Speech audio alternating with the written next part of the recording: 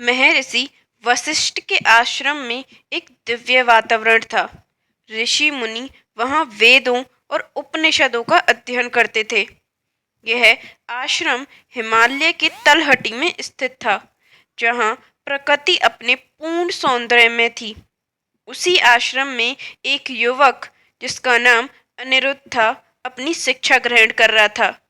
अनिरुद्ध केवल अपनी विद्या में निपुण ही नहीं था, बल्कि वह अत्यंत तेजस्वी और मनोहारी व्यक्तित्व का धनी था।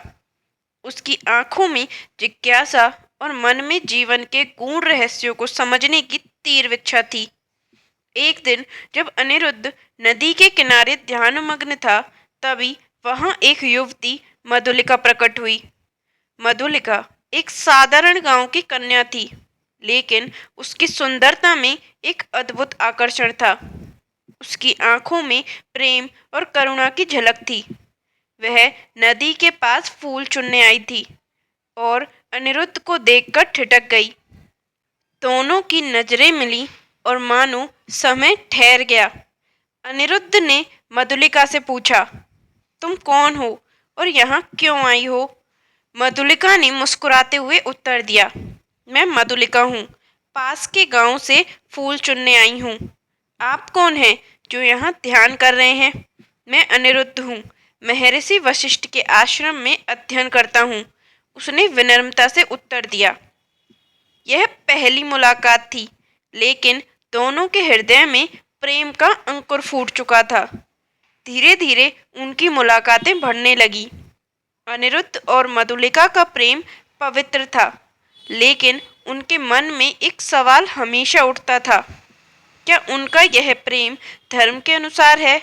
क्या कामुकता और प्रेम के बीच संतुलन संभव है? एक दिन अनिरुद्ध ने अपने गुरु महर्षि वशिष्ठ से इस विषय पर मार्गदर्शन मांगा। गुरुदेव, अनिरुद्ध ने कहा, प्रेम और कामुकता के बारे में धर्म क्या कहता है? क्या यह दोनों एक साथ रह सकते हैं या इनमें विरोधाभास है? महर्षि वशिष्ठ ने मुस्कुराते हुए कहा, अनिरुद्ध, प्रेम और कामुकता दोनों जीवन के अंग हैं। प्रेम आत्मा का आह्वान है, जबकि कामुकता शरीर का। धर्म इन दोनों के बीच संतुलन स्थापित करने की शिक्षा देता है।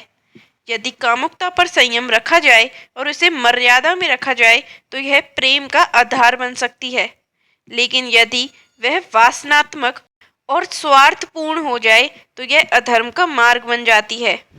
महर्षि वशिष्ठ के उपदेशों से प्रेरित होकर अनिरुद्ध ने मधुलिका से अपने प्रेम का इजहार किया, लेकिन मधुलिका ने एक शर्त रखी, यदि हमारा प्रेम सच्चा है तो हमें धर्म और संयम का पालन करना होगा।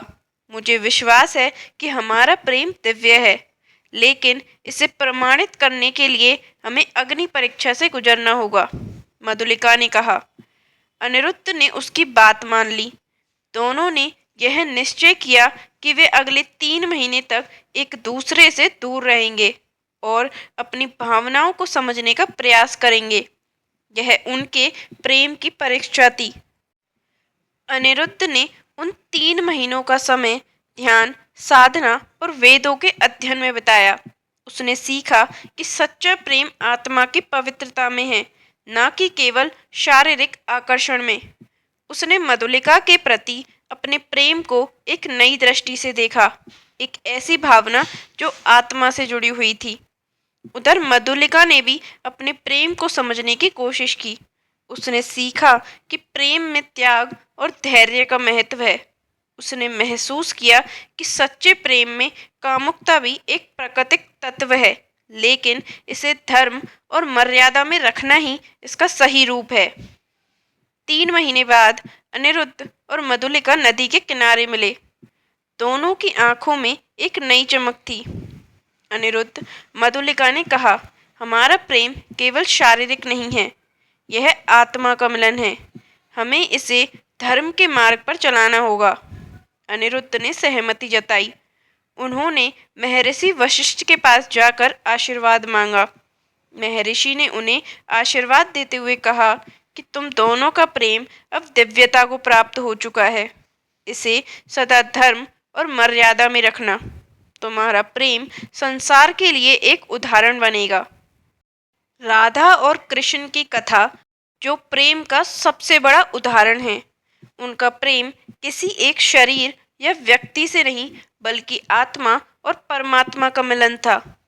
राधा जी कहती हैं, कृष्ण, यदि तुम मेरे प्रेमी हो तो फिर यह दुनिया हमें क्यों गलत समझती है।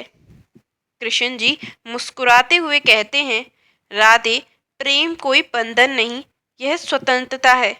जो इसे समझेगा वह जीवन के सत्य को पाएगा। प्रेम और धर्म एक ही सिक्के के दो पहलू हैं। प्रेम और कामुकता तब तक पवित्र हैं जब तक वे स्वार्थ से मुक्त हों। यह आत्मा की यात्रा है जो शरीर के माध्यम से होती है। इसलिए धर्म इसे स्वीकार करता है, लेकिन मर्यादा में। इस कहानी ने हमें यह प्रेरणा दी है कि प्रेम और कामुकता को स्वीकार करना, समझदारी से जीना और सक्रिय रूप से अपने धार्मिक मान्यताओं और भावनाओं का सम्मान करना आवश्यक है। जब हम प्रेम को एक पवित्र बंधन के रूप में समझते हैं, तब हम कामुकता को उसके वास्तविक रूप में देख सकते हैं। इन दोनों के बीच संतुलन स्थापित करना ही सच्चा धर्म है। प्रेम आत्मा का शुद्ध स्वरूप है, जबकि कामुकता जीवन का अभिन्न अंग है। धर्म हमें इन दोनों को मर्यादा में रखकर जीवन को पवित्र और अर्थपूर्ण बनाने की शिक्षा देता है। अगर आपको यह कहानी और इसका संदेश अच्छा लगा तो इसे लाइक करें और शेयर करें। ऐसी और कहानियों के लिए हमारे चैनल को सब्सक्राइब करें। जय श्री कृष्णा।